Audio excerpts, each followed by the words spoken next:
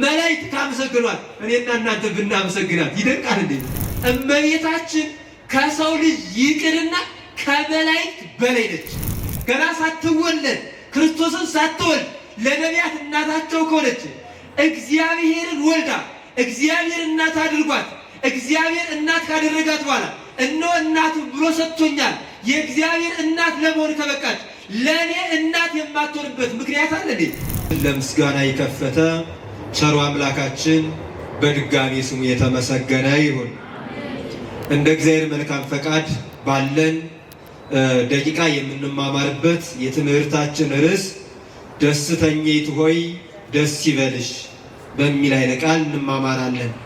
አንድ ጊዜ ካላስቸገርኳችሁ ህሊናችሁ እንዲሰበሰብ ደስተኛይቱ ሆይ ምን ይበልሽ? ማናት ደስ ይበልሽ የተባለችው? እመቤታችን።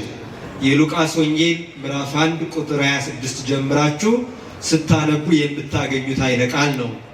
ምናልባት ስለ እመቤታችን ስለ 4 መሰረታዊ ጉዳዮች ተነጋግረናል።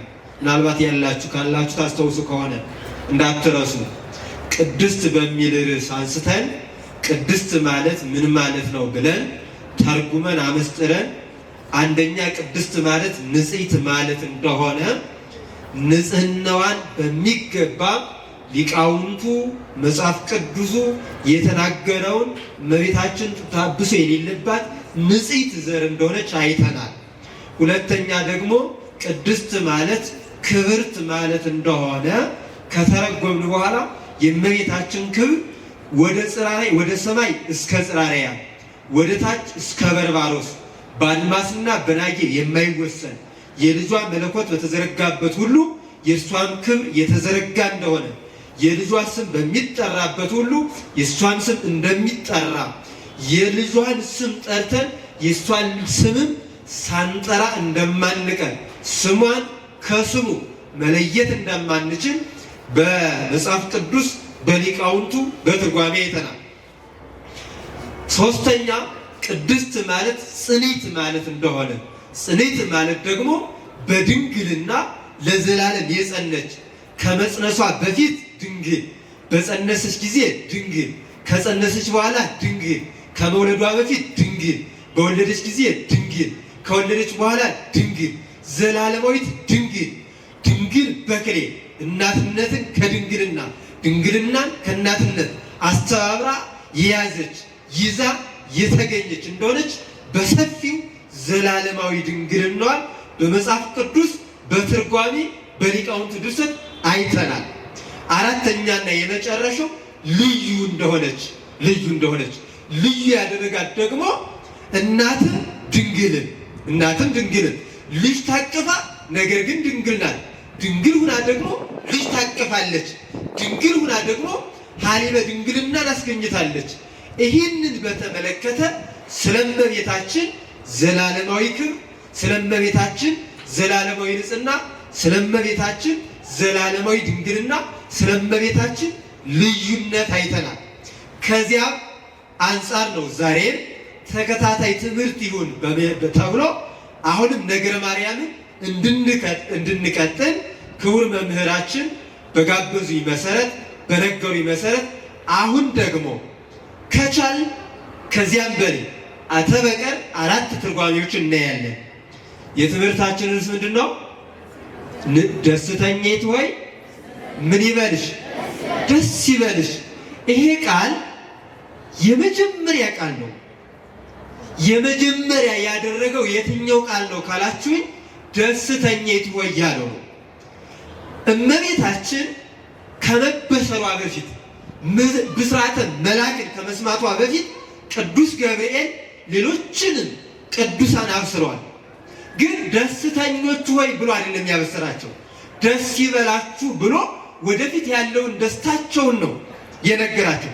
እመቤታችን ግን ከዚህ በፊት ደስተኛ እንደሆነች የሚያሳይ የመጽሐፍ ቅዱስ ክፍል ነው። ለምን ካላችሁ ደስተኛይቱ ሆይ ደስ ይበልሽ አላት።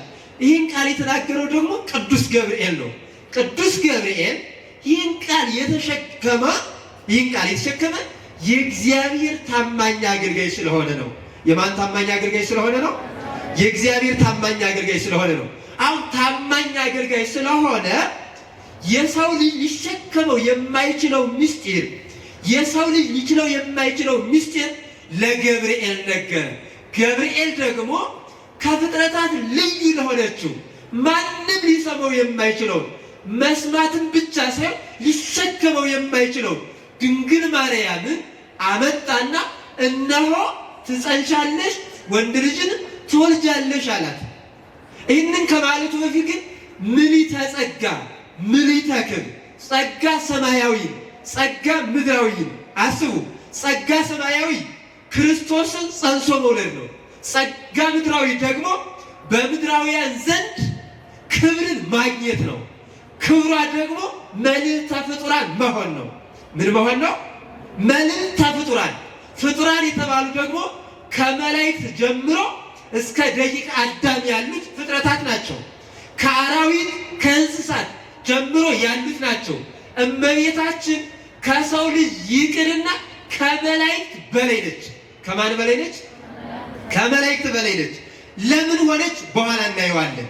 ስለዚህ ቅዱስ ገብርኤል የመጀመሪያ አዲስ ብስራት አመጣና ለዓለም ይህንን አዲስ ብስራት አበሰረ። ለድንግል ማርያም አዲስ ብስራት ነው።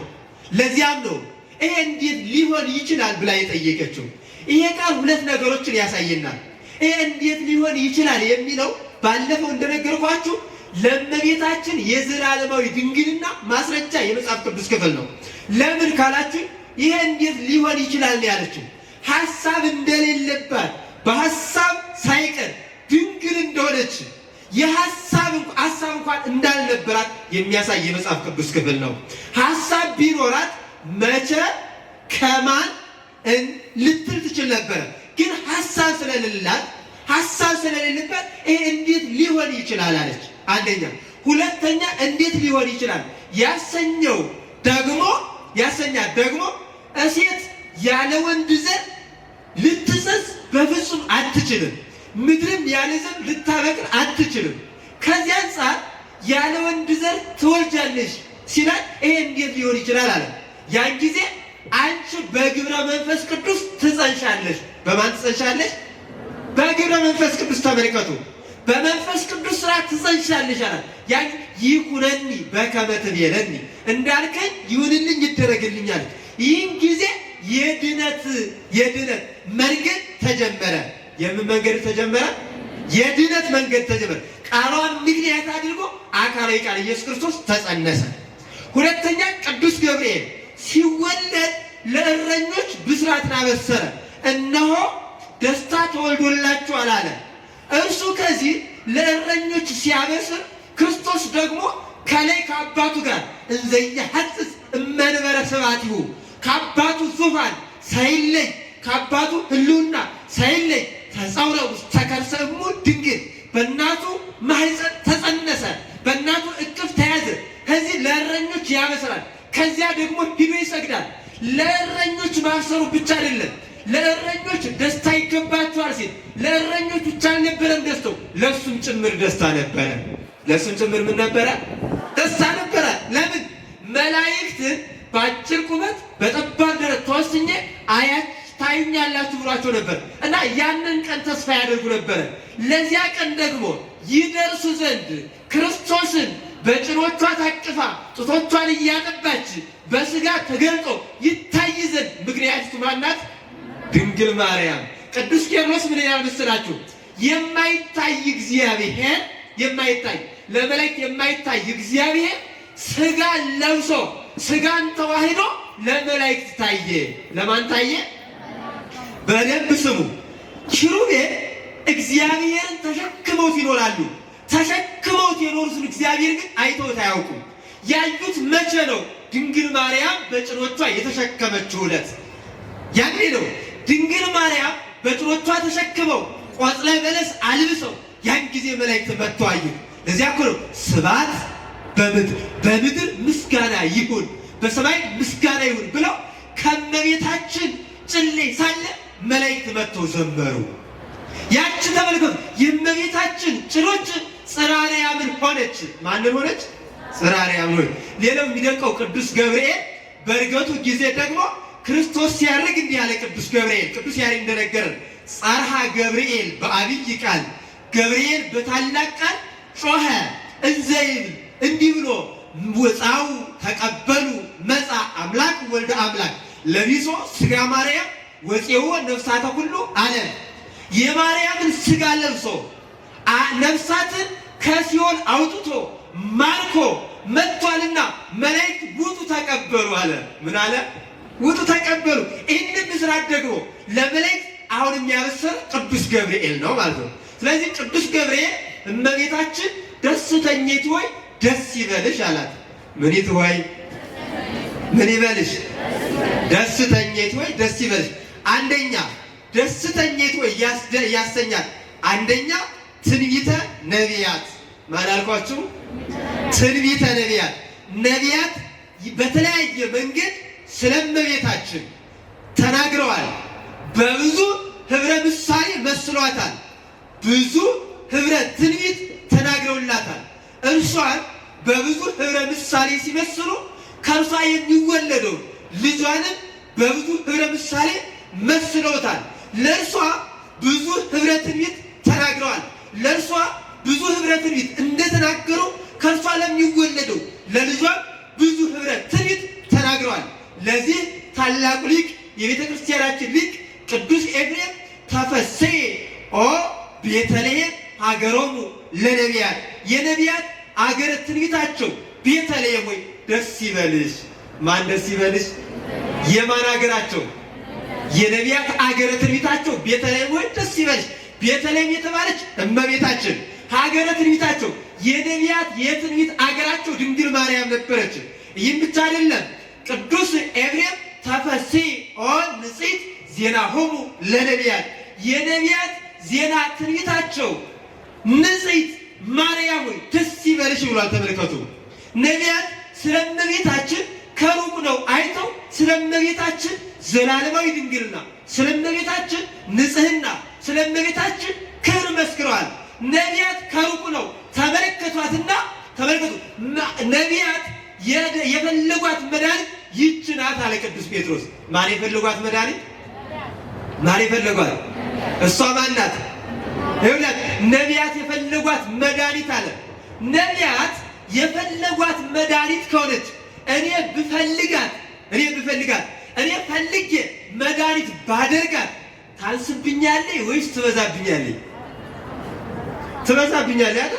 ይኸውልህ ለነቢያት ገና ሳትወለድ መድኃኒታቸው ከሆነች፣ ለነቢያት ገና ክርስቶስን ሳትወልድ መድኃኒታቸው ከሆነች፣ ለእኔማ ከተወለደችም በኋላ ሳይሆን ክርስቶስን ከወለደች በኋላ መድኃኒት ትሆነኝ ዘንድ መድኃኒት አድርጎ ማን ሰጥቶኛል? ክርስቶስ ሰጥቶናል ማለት ነው። እኔ ስናገር እናንተን ወክሌ ነው። ተመልከቱ።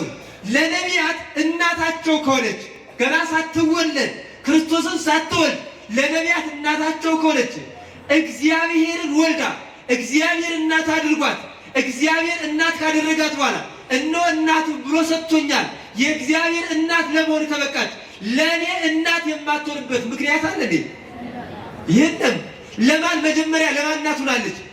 ለእግዚአብሔር እናት የሆነች እናት ለእኔ እናት ብትሆን ትበዛብኛለች እንጂ አታንስብኝ።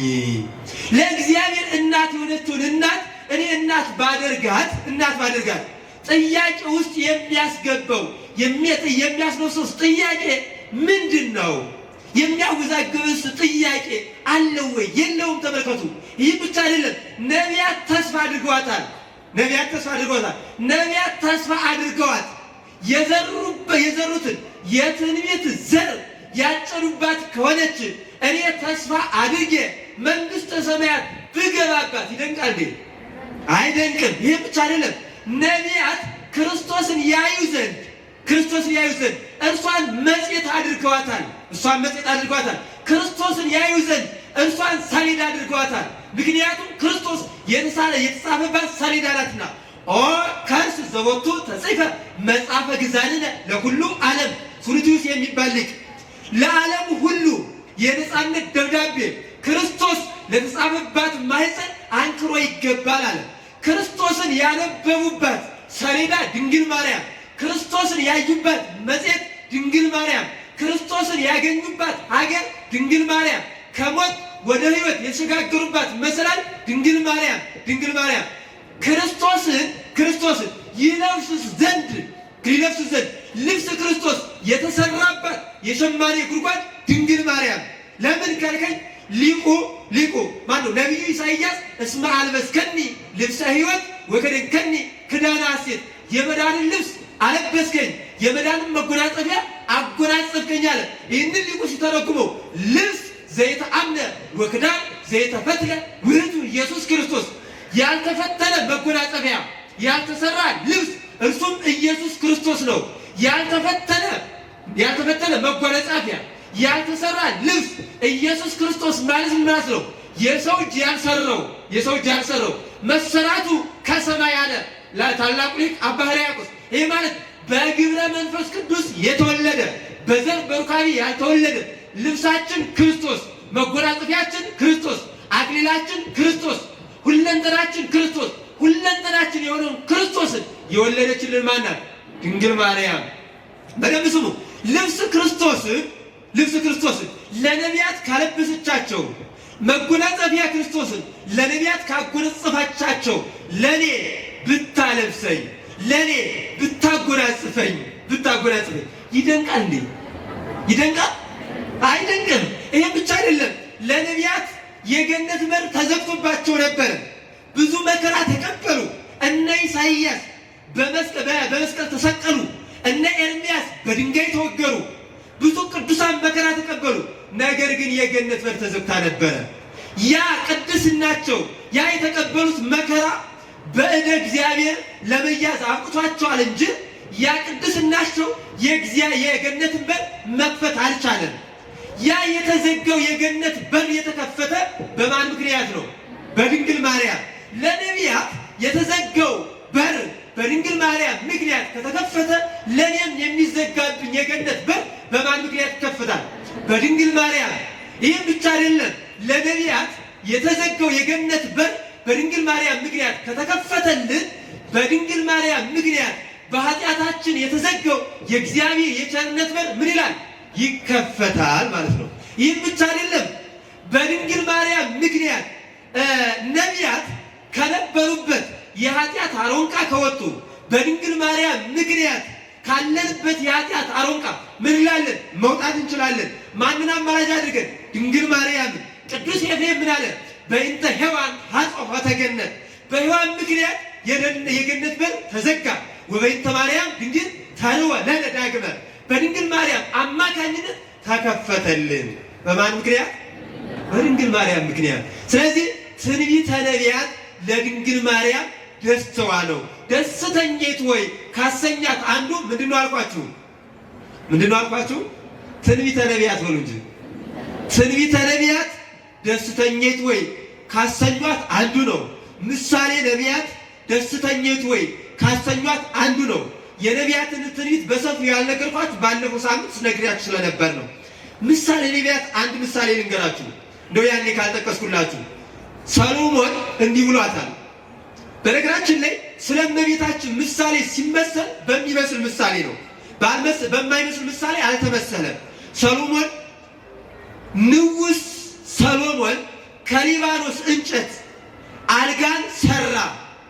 መደገፊያውን የብር አደረገ፣ ምሰሶውን የወርቅ አደረገ፣ ውስጡን ሰምፔር በሚባል ዕንቁ ለበጠው ይላል። ይህን ሊቁ አባ ጊዮርጊስ ዘጋስጫ ሲተረጉመው ሰሎሞን ክርስቶስ ነው።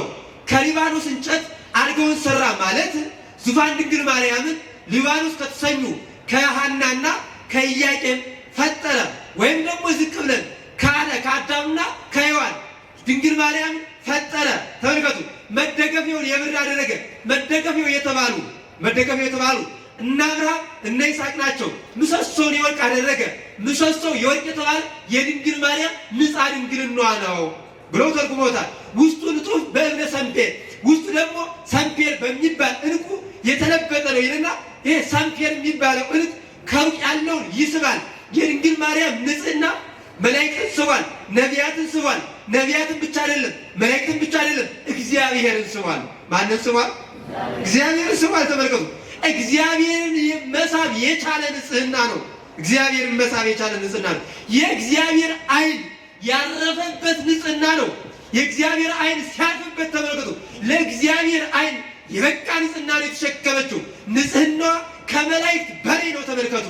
መላእክት ንጹሐን ቢሆኑ ምንም በማይሰማበት ዓለም፣ ምንም በማይታይበት ዓለም፣ የኃጢአት ወሬ በማይወራበት ዓለም ነው። መላእክት ንጹሐን ቢሆኑ ተፈጥሯቸው እምኀበ አልቦ ነው። ተመልከቱ። ረቂቃን ናቸው፣ ኃያላን ናቸው። የድንግል ማርያም የሚደንቀው ግን ተመልከቱ፣ ከሰው ወገን ተገኝታ ነገር ግን ከመላእክት በላይ ንጽህናን ተሸክማለች። ኃጢአት በሚወራበት ዓለም ሁና ነገር ግን ንጽሕት ናት። ተመልከቱ።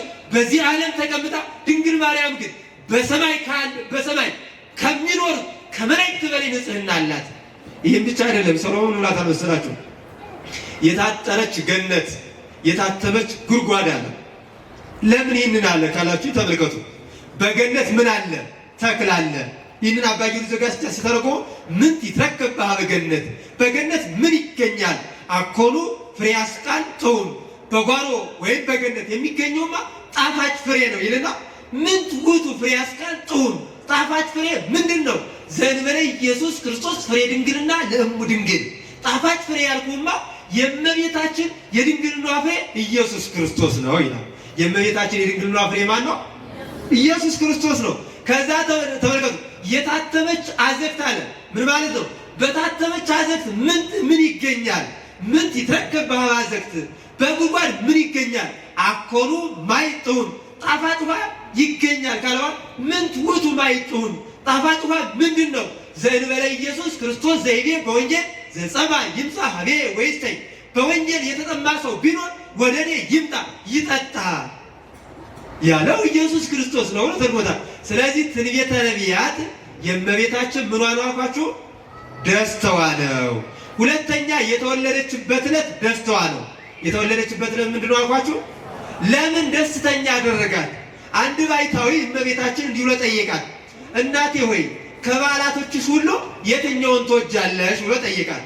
ያን ጊዜ እመቤታችን ምን ብላ መለሰች? ሁሉንም እወዳለሁ፣ ይልቁንም የተወለድኩባትን ዕለት እወዳለሁ። አንደኛ ከጠባብ ወደ ሰፊ ከጨለማ ወደ ብርሃን የወጣሁባት ዕለት ናትና። ሁለተኛውና ዋነኛው ያስደሰታት ነገር ግን እናት አባቴ ልጃቸው አዝነው ሲኖሩ እኔ ስወለድላቸው ደስ ብሏቸዋል። የእናት የአባቴ ሐዘን ሐዘኔ ነበረ፣ ስለዚህ እናት የአባቴ ደስታ ደስታዬ ነውና ብላ መለሰች። ይህንን ታላቁ ሊቅ ቅዱስ ያሬድ በድርሰቱ ክልኤቱ አይሩግ አመ በከዩ ብካዬ፣ ሁለቱ ሽማግሌዎች ልቅሶን ባለቀሱ ጊዜ ሐዘንም ባዘኑ ጊዜ ረከቡ ወለተ ዘታስተሰሪ ጌጋዬ፣ በደልን የምታስተሰሪ ኃጢአትን የምታስተሰሪ ልጅን አገኙ። ለወንጌላውያን ኩልነ ዘኮነተነ ሙያዬ፣ ለወንጌላውያን ለኛ ለሁላችን መደበቂያ የሆነችን መሸሸጊያ የሆነችን ኢያቄም ወሐና ወለዱ ሰማየ። ኢያቄምና ሐና ሰማይን ወለዱ። ማንን ወለዱ? እነማን ናቸው የወለዱ? እሷን ከመውለዳቸው በፊት ግን ምን ብለዋል አለ? አዝነዋል። ተመልከቱ። በሽምግልናቸው ዘመን ሐናና ኢያቄም ሰማይን ወለዱ። ድንግል ማርያም ስለ ከፍቷ ሰማይ ትባላለች። ምን ትባላለች? ሰማይ ትባላለች። አንደኛ ስለ ክብሯ፣ ስለ ልዕልናዋ ሊቃውንቱ ሰማይ ይሏታል። ሁለተኛ በሰማይ ምን ይገኛል? ፀሐይ ይገኛል። ተመልከቱ። ወሰማዮሙኒ አስረቀት ፀሐይ፣ የወለዷት ሰማይ ደግሞ ፀሐይን አስገኘች። ማንን አስገኘች? ፀሐይ። ፀሐይ የተባለ ደግሞ ማን ነው? ኢየሱስ ክርስቶስ ነው። ተመልከቱ። ይህም ብቻ አይደለም። ምስራቀ ምስራቃት ሙጽሐ ፀሐይ፣ የፀሐይ መውጫ የምስራቅ ምስራቅ። ይህች ፀሐይ የምትወጣባት ምስራቅ አለች። የዚያች ምስራቅ ማናት? ድንግል ማርያም ናት። ይህች ምስራቅ ምድራዊ ፀሐይን ያወጣች፣ መዓልትና ሌሊት የሚፈራረቀውን ነው፣ ደመና የሚጋርደውን ነው። በውጭ ሊያበራ የሚችል እንጂ በቤት ውስጥ ሊያበራ የማይችል ነው። ያችኛዋ አማናዊቱ ምስራቅ ግን በውስጥም በአፋም መዓልት ሌሊት የማይፈራረቀው ጠፈር ደፈር የማይከለክለው አማናዊ ብርሃን ክርስቶስን አስገኘች። ማንን አስገኘች?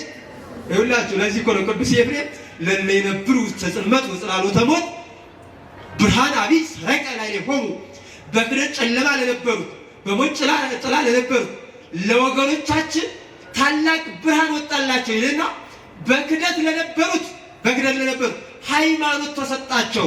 ተስፋ በመቁረጥ ለነበሩት ክርስቶስ ተወለደላቸው፣ ወንጌል ተጻፈላቸው። አንድ ገጽ በማለት ለነበሩት 3 ገጽ ማለት ተሰጣቸው። ዲያብሎስን በመምሰል ለነበሩት ክርስቶስን መምሰል ተሰጣቸው። ይህ ሁሉ የሆነው በማን ምክንያት ነው? በድንግል ማርያም። ይህም ብቻ አይደለም። ቅዱስ ያሬድ ምስራቀ ምስራቃት ሙጽአ ፀሐይ ዮም ተወልደት ዳግሚት ሰማይ፣ እነሆ ሁለተኛ ሰማይ ዛሬ ተወለደች። ምን አይነት ሰማይ? ሁለተኛ ሰማይ። መቼ ተወለደች? ዛሬ ተወለደች። ተመልከቱ። ይህችን ምናያት ሰማይ አለች፣ ከዚችኛዋ የበለጠች ሰማይ ድንግል ማርያም ተወለደች። በሰማይ ጨረቃ አለ፣ በሰማይ ከዋክብት አለ፣ በሰማይ ፀሐይ አለች። ተመልከቱ። ፀሐይ የክርስቶስ ምሳሌ፣ ጨረቃው የእርሷ የክብረ ንጽሕናዋ ምሳሌ፣ ከዋክብት የጻድቃን የሰማዕታት የደናግላን ምሳሌ፣ በእርሷ ፍቅር ጸንተው የኖሩት ውዳሴዋን ቅዳሴዋን የሚደግሙት የእናንተ የምእመናን ማምላክ ወላዲተ አምላክ ብላችሁ ያመናችሁ ምእመናን ያመነ ምእመናን ምሳሌዎች ናቸው። ተመልከቱ። ከዋክብት ይኸውላችሁ፣ በደንብ ስሙ። የፀሐይ የጨረቃ ብርሃን ከማን የተገኘ ነው? ከፀሐይ ብርሃን የተገኘ ነው። ከፀሐይ ክፍለ ብርሃን ወይም ከጨረቃ ክፍለ ብርሃን የማን ክፍለ ብርሃን ይበልጣል? የፀሐይ ክፍለ ብርሃን ይበልጣል። ከከዋክብት ክፍለ ብርሃን የማን ክፍለ ብርሃን ይበልጣል? የጨረቃ ክፍለ ብርሃን ይበልጣል። እመቤታችን ተመልከቱ፣ መትተ ፈጣሪ ናት። የጨረቃ ክፍለ ብርሃን ከከዋክብት ክፍለ ብርሃን እንደሚበልጥ እመቤታችን ደግሞ ከፍጡራን በላይ ናት። ስለዚህ እመቤታችን የተወለደችበት ቀን የደስታ ቀን ይባላል። ዘመዶቿ ወይም ወላጆቿ ሐና ኢያቄም ልጅ አጥተው አዝነው ሲኖሩ እሷን ሲወልዱ ተደስተዋል። ይህም ብቻ አይደለም። ታላቁ ሊቅ ይህንን ሲተረጉም ተመልከቱ። ይህንን ሲተረጉም ጸግዬ ሳይረ ዘኪሩቤል ልሳነ፣ እኔ ሳርን ትቢያን ስሆን እኔ ያንቺን ክብር ተናግሬ መጨረስ ባልችልም በእቱ አአኩት ማርያም ዘጾረተኪ ማኅፀነ፣ አንቺን የተሸከመችውን ማኅፀን አመሰግናለሁ። ማንን የተሸከመችውን? ይሁላችሁ እንኳን እሷን ይቅርና እርሷን የተሸከመች ማኅፀንን ምስጋና ይገባታል። እንዛ አለወት ጸኒሳ ኪያኪ ረቲነ፣ መድኃኒት አንቺን ጸንሳ ሳለ ለለገሰስዋ ላቲ ትፌውስ ዱያነ፣ የዳሰሷት ሁሉ ይፈወሱ ነበረ። ምን ያሏት ሁሉ ይፈውሱ ነበረ። ተወልዳ የዳሰሱት ሁሉ። ይህ ብቻ አይደለም። ታላቁ ሊቅ የአባጽዬ ድንግል ይሄ ማይጽጌውን የደረሰው ድንግል ማነው? የደረሰው ሊቅ በሚገባ እናቷን ሐና ገልጿታል። ትመስል ምኪ ዕለተ ሳልስተ ወራቢተ፣ ማርያም ሆይ እናትሽ እኮ ማክሰኞን ትመስላለች፣ ረቡዕንም ትመስላለች። ወካዕበ ትመስል ሳቢተ ዕለተ፣ ዳግመኛ ደግሞ 7ኛ ቀን ቅዳሜን ትመስላለች። እየሰማችሁ ነው? እንዲህ የተባለችው ማናት? ቅድስት ሐና። ለምን? ከመልከቱ በደንብ ስሙ። ለምን ማክሰኞን ትመስላለች ካላችሁ ተመልከቱ። በማክሰኞ አዝርዕት አትክልት ተፈጥረዋል። ትመስል እምዬ ለተሳቢተ ወራቢተ ዘወለደ ጽዬ ወፀሐየ ዓለም ብሬተ። ተመልከቱ። ዘወለደ ጽዬን የወለደች ወፀሐየ ዓለም ብሬተ፣ ለዓለም የምታበራ ፀሐይ ድንግል ማርያም የወለደች እናትሽ ማክሰኞን ሮብን ትመስላለች። ማክሰኞ ጽዬ ተገኝቷል። ከእመቤታችንም ጽዬ ድንግል ማርያም ተገኝታለች። ተመልከቱ። ጽዬ ከሩቅ መዓዛው እንደሚስብ የድንግል ማርያም መዓዛ ድንግልና ከሩቅ ይስባል። ጽዬ የደስታ ምልክት ነው። ድንግል ማርያም የደስታ ምልክት ነው። አንድ ሰው ሲመረቅ አበባ ይሄድለታል። ይኸውላችሁ ለእኛም አበባ ድንግል ማርያም ተሰጥታናለች። ወፀሐየ ዓለም ብሬተ፣ በዕለተ ረቡዕ ፀሐይ፣ ጨረቃ፣ ከዋክብት ተፈጥሯል። እመቤት ፀሐይ ዓለም ብሬተ፣ የዓለም ብርሃን የሆነችው ድንግል ማርያም ከሐና ተገኝታለች። ወካዕበ ትመስል ሳቢተ ዕለተ፣ ዳግመኛ 7ኛ ቀን ትመስላለች። እስመ ፈሬት ኪያኪ ተአምረ ግዛት ሰንበተ፣ ተአምረኛ ሰንበት አንቺን አስገኝታለችና። ይህንን ሊቁ ቅዱስ ያሬድ ሲተረጉመው እንኩሎን አንስት፣ ከሴቶች ሁሉ አንቺ ማርያምን ወደደ። ወንኩሎን ዕለት ሰንበተ አክበረ፣ ከዕለታት ሁሉ ሰንበትን አከበረ አለ። ከሴቶች መካከል ድንግል ማርያምን አከበረ። ከሰንበታት መካከል ሰንበትን አከበረ ብሎ ተረጎሙ። ስለዚህ የተወለደችበት ቀን የምን ቀን ይባላል? የምን ቀን ይባላል? የደስታ ቀን ይባላል። ሌላው ወደ ቤተ መቅደስ የገባችበት ቀን የደስታ ቀን ይባላል። ወዴት የገባችበት ቀን? ወደ ቤተ መቅደስ የገባችበት ቀን። ወደ ቤተ መቅደስ ስትገባ በቤተ መቅደስ መላእክት ያጫውቷት ነበረ። መላእክት ያነጋግሯት ነበረ። መላእክት ያመሰግኗት ነበረ። ጽዋ ሰማያዊ ህብስት ሰማያዊ ትመገብ ነበረ። ጽዋ ሰማያዊ እያመጣ ይመግባት የነበረ ሩፋኤል ነው፣ ፋኑኤል ነው። መላእክት እየመጡ ያጫውቷት ነበረ። ለዚያም አባ ሕርያቆስ አኮ ወራዙ ስፍጣን ዝናዙሽ ማርያም ሆይ በቤተ መቅደስ በነበርሽበት ሰዓት በኃጢአት ድል የተነሱ ጎልማሶች አላጫወቱሽም፣ አላረጋጉሽም። አላ መላእክተ ሰማይ አወጹኪ፣ የሰማይ መላእክት አመሰገኑሽ። ይህም ብቻ አይደለም፣ የእግዚአብሔር ሰዎች የሰማይ መላእክት ይመጡና እህትነ ነያ እንወታችን እያሉ ያመሰግኗት ነበር። መላእክት ካመሰግኗት እኔና እናንተ ብናመሰግናት ይደንቃል እንዴ? እኔና እናንተ ከማመስገናችን በፊት ማን አመስግኗታል? ተስፋ ከማድረጋችን በፊት ማን ተስፋ አድርገዋታል? ነቢያት ተስፋ አድርገዋታል። መላእክት ተስፋ አድርገዋታል። የነቢያት ተስፋ ብቻ አይደለችም፣ የመላእክትም ተስፋ ነበረች። እኔና እናንተ መተን ከመስገዳችን በፊት ቤተልሔም ላይ ለድንግል ማርያም ለልጇ መላእክት ሰግደዋል። ናሁ ድንግል አስገደቶም ለሐራ ሰማይ፣ የሰማይ መላእክት ድንግል ማርያም አሰገደቻቸው። መላእክት ከሰገዱላት እኔና እናንተ ብንሰግድ ይደንቃል እንዴ? መላእክት ካከበሯት እኔና እናንተ ብናከብራት ይደንቃል እንዴ?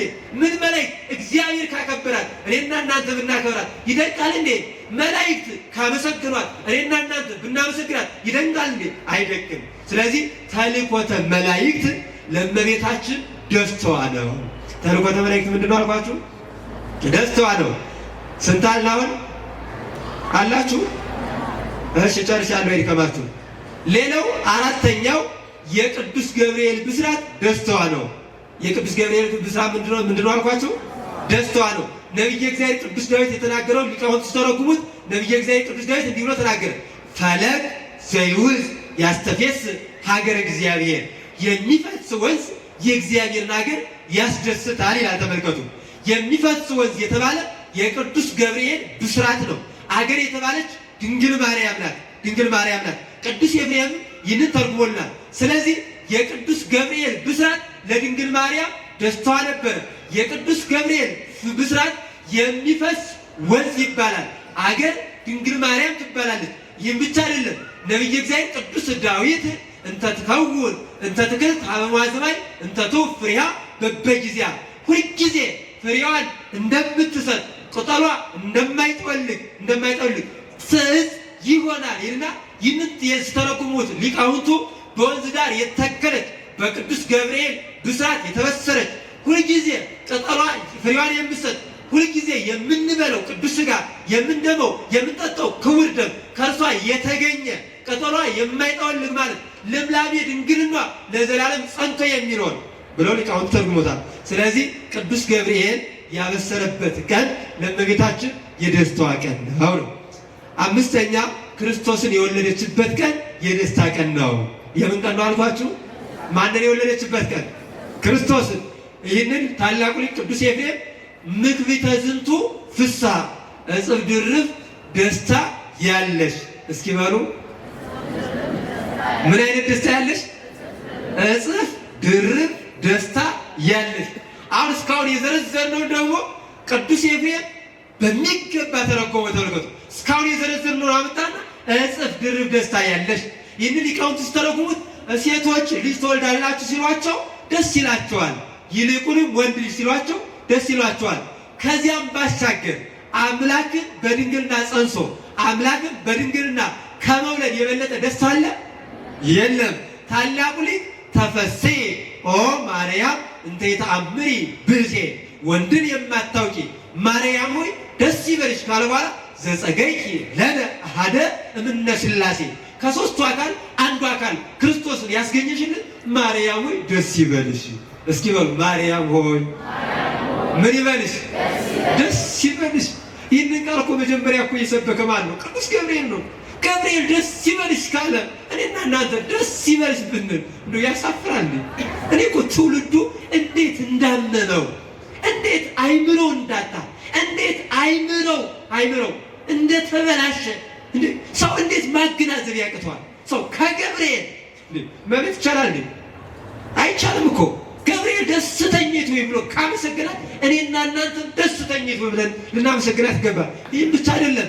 ቅዱስ ኤፍሬም እንዲህ ይላል፣ ተፈሥሒ ኦ እም ወአመት፣ እናትነትን ከድንግልና ይዘሽ የተገኘሽ ማርያም ሆይ ደስ ይበልሽ። ተፈሥሒ ኦ ማርያም እንታጥሮኪ ሀሊበ ለዘይሴስዮ ለኩሉ ፍጥረት፣ ፍጥረቱ ሁሉ በዝናብ አብቅሎ በፀሐይ አብስሎ የሚመግበው አንድን አራቱን ባህርያት ለአራቱ ባህርያት የሚመግበው እግዚአብሔር ሀሊበ ድንግልናሽን ያጠባሽ ማርያም ወይ ደስ ይበልሽ።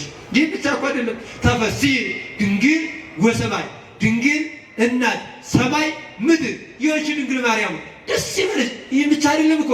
ተፈሥሒ ኦ ገነት ነባቢት ለእመን፣ የክርስቶስ የዳግማዊ አዳም የክርስቶስ ማደሪያ ነባቢት ገነት ደስ ይበልሽ ብሏል ቅዱስ ኤፍሬም። እንዲህ ቅዱስ ኤፍሬም ደስ ይበልሽ ካላት ተፈሥሒ እስመ ድሎ ለእናት ለመሆን በቅተሻልና ደስ ይበልሽ አለ። ምን ለመሆን በቅተሻልና?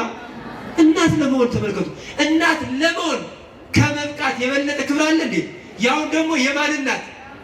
የአምላክ እናት ከመሆን የበለጠ ክብር የለም እንዴ? ሰው እኮ ይውላችሁ፣ አንዲት እናት የዶክተር እናት በመሆኗ ትከበራለች አትከበርም? ትከበራለች አይደል እንዴ? እስኪ አንድ ጥያቄ ልጠይቃችሁ። አንዲት እናት ዶክተር ልጅ ይኖራል። ከዛ በኋላ ልትጠራ የምትችለው በስሟ ነው ወይስ በልጇ ስም ነው? ክብር የሚኖራት በልጇ ነው በማን ነው? በልጇ። ይቺ እኮ የዶክተር እናት ናት አትባልም? እና በመጽሐፍ ቅዱስ የጌታ እናት አልተባለችም? እናቱንና ልጇን ይዛ ወደ ግብፅ ተሰደደ። የጌታ እናት ሆይ እንደውም ታላቁ ቅዱስ ያሬድ ናሁ ተጊደ ልዕልናሃ ለወለተ ሐና፣ የሐና ልጅ ክብሯ ከፍ ከፍ አለ። ህብስተ ሕይወት ተጸውረ በማህፀኗ፣ በማህፀኗ የህይወት እንጀራ አለና በማህፀኗ የህይወት እንጀራ ተሸክማለችና፣ ጽዋ መድኃኒት ዘአልቦ ሙስና፣ ነውር ነቀፍ የሌለበት የህይወት የመድኃኒት መጠጥን ተሸክማለችና። ይህም ብቻ አይደለም፣ እፎ አግመረቶ ንስቲት ደመና፣ ያቺ ታናሽ ደመና እንዴት ቻለችው? እያዋያ በነበልባሉ ወእያደንገጻ በቃሉ፣ በነበልባሉ አላቃጠላትም፣ በቃሉም ደግሞ አላስደነገጣትም። አላ ባህቱ ትብራ ረሰያ ዘበጸዳሉ፣ በብርሃኑ ብሪት ትሆን ዘንድ አደረጋት እንጂ ምን ትሆን ዘንድ? ብሪት ትሆን ዘንድ አደረጋት። ስለዚህ የክርስቶስን የወለደችበት ቀን የደስታዋ ቀን ነው። ክርስቶስ የወለደችበት ቀን የእሷ ብቻ ሳይሆን የደስታዋ ቀን የሁላችን የደስታ ቀን ነው። የነቢያት የደስታ ቀን ነው።